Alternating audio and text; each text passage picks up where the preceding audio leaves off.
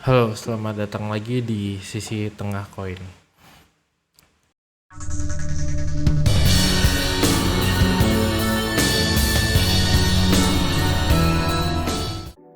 Kali ini kita bakal ngebahas kenapa startup melakukan layoff. Sekali lagi, kita akan melihat dari sisi tengah koin. Kita nggak akan melihat itu dari pro atau kontranya. Kita juga tidak akan melihat itu dari baik dan buruknya. Tapi kita ngebahas kenapa startup melakukan layoff besar-besaran. Ya, mungkin kita bisa lihat di sini dari berita CNBC Indonesia, tsunami PHK menghantam perusahaan startup. Jadi jumlahnya sampai 150.000 orang karyawan dari 1020 perusahaan yang melakukan PHK di sampai tahun 2022 kemarin. Nah, kita akan ngebahas di sini. Mungkin pembahasan ini akan lebih relevan lagi karena gue sendiri udah aktif di startup semenjak 2016, jadi udah lumayan banyak makan asam garam di startup. Kenapa sih sampai akhir tahun ini startup akhirnya layoff besar-besaran? Sebenarnya faktanya startup itu melakukan layoff atau bersih-bersih itu udah sejak lama. Cuma karena di 2-3 tahun terakhir ini startup lagi naik banget dan mereka nge-hire orang gila-gilaan dan berita di mana-mana gaji orang teknologi itu juga gila-gilaan, akhirnya sesuatu yang wah dan manis itu harus diserang. Jadi kalau misalkan dan yang lain, makanya akhirnya kalau misalkan terjadi layoff besar-besaran pasti diangkat karena itu sumber berita. Jadi kenapa sih startup melakukan layoff besar-besaran? Yang pertama adalah karena di startup itu sistemnya yang utamanya core-nya adalah startup itu agile. Ya, agile. Apa sih agile itu? Agile kalau diartikan secara harfiah berarti lincah. Tapi kita nggak ngebahas tentang Olimpik di sini, tapi gimana startup itu dituntut untuk tidak bertele-tele dan terlalu membuang waktu. Jadi kalau misalkan di dalam startup kita mau ngebuat sebuah fitur, produk, atau bisa dibilang kalau produk awalnya itu adalah MVP, most viable product. Produk yang intinya utamanya adalah asumsi kita dulu nih. Coba bikin dulu deh. Nah itu harusnya bisa diselesaikan dalam 2 minggu sampai dalam jangka waktu 1 bulan. Itu harus dites dulu. Bahkan sebelum produk itu dibikin, itu harus dites dulu dengan prototyping. Jadi bentuknya kertas dulu, bentuknya coret-coretan dulu, itu kita udah tes ke pasar. Dan kalau kenapa harus secepat itu dan nggak sempurna?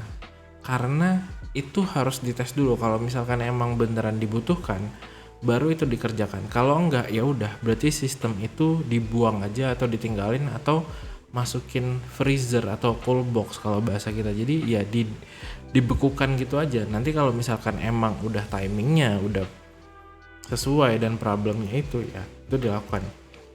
Balik lagi dengan kelincahan seperti itu, akhirnya ya kita tidak butuh tim yang banyak. Apalagi kalau misalkan kita sangat mengandalkan timing dan produknya itu sendiri. Ini alasan yang kedua. Kenapa startup banyak melakukan layoff? Alasan kedua adalah product market fit. Jadi dari produk dan market itu harus ada fit. Yang dimana produk yang ingin kita ciptakan serta kebutuhan market itu harus ditemukan titik tengahnya. Kalau misalkan kita ngomong produk yang sudah cocok banget sama market, itu pasti banyak, karena di luar sana ya produk yang sudah cocok sama market pasti ya udah beredar 10-20 tahun gitu, produknya udah ada di market dan emang udah cocok banget. Tapi gimana caranya kita ngebuat inovasi produk dengan keadaan market sekarang itu cocok dulu di tengah. Nah, kebutuhan produk market fit ini sendiri awalnya membutuhkan banyak orang. Mungkin itu dari tim sales, tim marketing, atau tim-tim kreatif dan segala macam, termasuk di UI UX, data, semua terlibat sebenarnya untuk sampai di produk market fit ini sendiri. Nah, begitu produk itu udah fit, itu sebenarnya tidak membutuhkan banyak orang lagi, karena yang membutuhkan banyak orang adalah begitu pencarian fit itu sendiri. Jadi untuk bisa sampai fit, misalkan ya, kita minimal mencoba ke 2 pasar dengan 2 produk, dengan 2 jenis fitur, dan banyak, itu minimal. Belum lagi kalau misalkan kita mencoba sampai 3 sampai 5, itu membutuhkan banyak. Nah, apalagi produk yang baru itu kan membutuhkan kreatif, mungkin dari writingnya, dari marketingnya, dari salesnya, banyak dari awal. Tapi begitu itu sudah fit, sebenarnya produk itu tidak perlu tim sebanyak itu lagi. Terus apalagi sih alasannya? Alasan ketiganya adalah startup butuh hyper growth. Kenapa hyper growth malah mengurangi karyawan atau melakukan layoff? Ya sebenarnya bisa dibilang ini mirip dengan kisah-kisah misalkan kapal, mobil, ataupun kendaraan yang lain. Kita anggaplah ini perusahaan adalah kendaraan. Nah, kendaraan kayak kapal, mesin, atau mobil, supaya mereka bisa melaju lebih cepat, mereka harus mengurangi beban. Jadi misalkan ada truk dengan beban full dan truk yang kosong, pasti akan jauh lebih cepat jika truk itu kosong gitu. Nah, gimana caranya supaya lebih cepat? Ya mengurangi beban. Salah satu beban yang mungkin mereka anggap beban adalah karyawan-karyawan yang udah tidak dibutuhkan lagi. Baik itu dari produknya sudah fit, jadi mereka tinggal melakukan copy paste dari program awal aja. Jadi misalkan kita ambil contoh, kita jualan gorengan.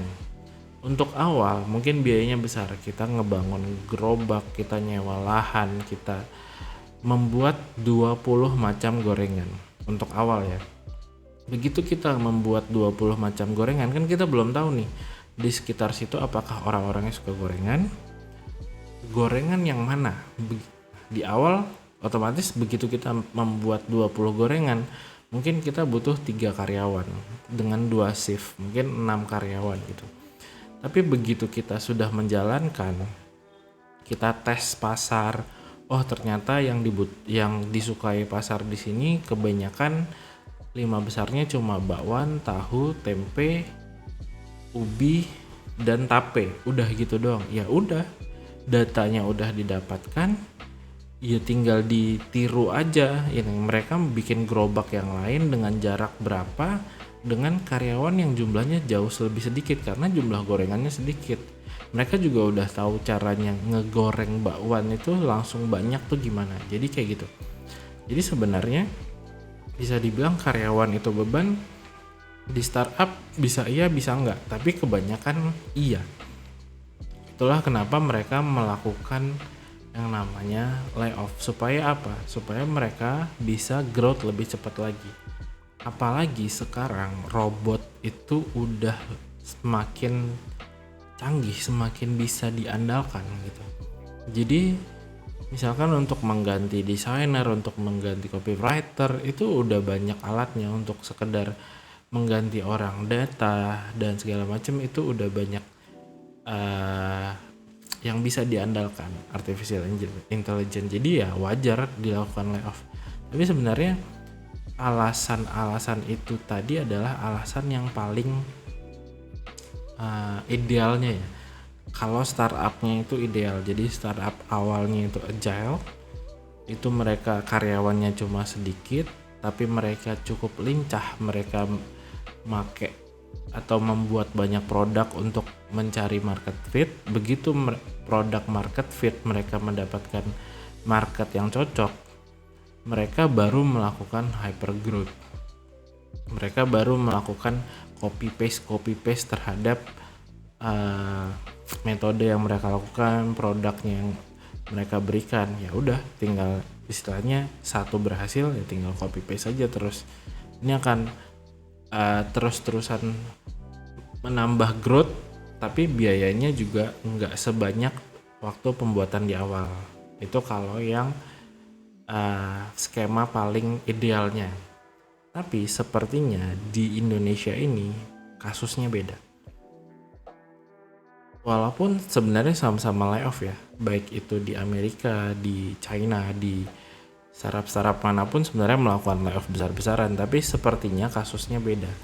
Kalau di Indonesia ini, karena startup-startupnya itu kebanyakan tidak profit, jadi kemungkinan belum market fit, mereka udah hyper growth.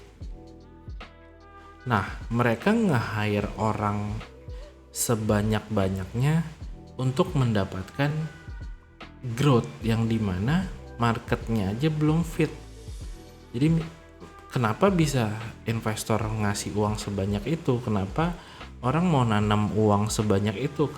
Karena mereka melihat ini perusahaan udah terlalu besar, too big to fail, akan susah untuk gagal gitu. Dan mereka yang mereka lihat adalah di pasaran produk ini diterima, produk ini banyak yang make, logonya di mana-mana. Tapi yang mereka nggak tahu sebenarnya uangnya itu dipakai untuk promo, yang dimana yang fit adalah bukan produknya, tapi yang fit adalah promonya. Itu yang harus kita bedakan. Jadi kalau misalkan gini, kita jualan produk atau jasa atau apa, kita anggap aja produk lah.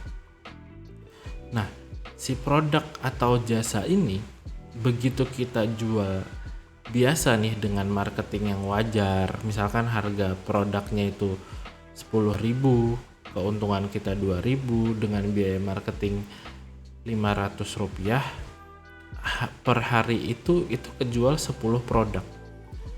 Tapi begitu kita lakukan diskon 20% sampai 30%, penjualannya jadi 100 produk, bahkan sampai 1000 produk. Nah, kalau kayak gitu yang fit produknya atau diskonnya, itu yang harus dipertanyakan. Jadi begitu produk ini nggak fit, apalagi si perusahaan ini udah terlalu besar, tapi produknya belum fit, gimana nih caranya? Akhirnya ya kembali lagi, supaya kapal atau truknya tetap bisa jalan, apalagi keadaannya sekarang lagi menanjak, lagi susah nih, jalannya lagi susah nih, lagi berliku, lagi menanjak, lagi treknya lagi susah lah. Ya mau nggak mau harus mengurangi beban. Ya salah satu beban yang paling besar dari startup di Indonesia apa? Ya employee. Nah, balik lagi, kita melihat dari sisi tengah. Kita nggak bilang bahwa kita pro layoff ataupun kita kontra dengan layoff. Kita melihat dari sisi tengah. Tapi ya balik lagi, kita harus melihat dari sisi tengah. Kenapa? Karena kita harus tahu industrinya seperti itu, perusahaannya seperti itu. Kalau dia mencap dirinya sebagai startup, itu sudah pasti. Balik lagi yang tadi, pertama adalah agile, mereka pasti lincah, mereka segampang itu untuk ngebuat produk baru, mengajukannya, lalu menghilangkannya kalau nggak cocok. Segampang itu harus lincah, berliku-liku. Terus mereka juga membutuhkan produk market fit, yang dimana ini harusnya sebuah keharusan supaya. Nah, jadi kalau misalnya kita mau masuk ke sebuah startup dan pengen ngerasa aman, ya lihat dulu produknya udah market fit belum. Kalau belum ya kita siap aja nerima gajinya dan bisa didepak kapan aja. Terus selanjutnya adalah perusahaan ini fasenya lagi di mana? Setelah produk market fit, apakah mereka lagi hyper growth? Nah, di saat hyper growth mereka nge-hire kalian untuk apa? Untuk mengambil ilmu kalian dan menerapkan itu di AI, atau cuma sekedar SOP, atau kalian jadi core of the company. Walaupun semuanya udah dilakukan, sebenarnya tidak aman karena menurut data Ini dari tahun 2015, dari 100 startup 95%-nya itu gagal sebelum tahun kelima. Jadi 5% yang berhasil. Nah, 5% yang berhasil ini aja belum tentu bisa bertahan sampai 10, 20, bahkan 100 tahun setelahnya. Jadi kalau misalnya kita masuk ke dalam sebuah startup, ya kita harus siap-siap untuk di layoff. Itu dari sisi tengahnya. Terima kasih udah mendengarkan dan menonton. Kita akan ketemu lagi di sisi tengah koin dengan kasus yang berbeda. Terima kasih.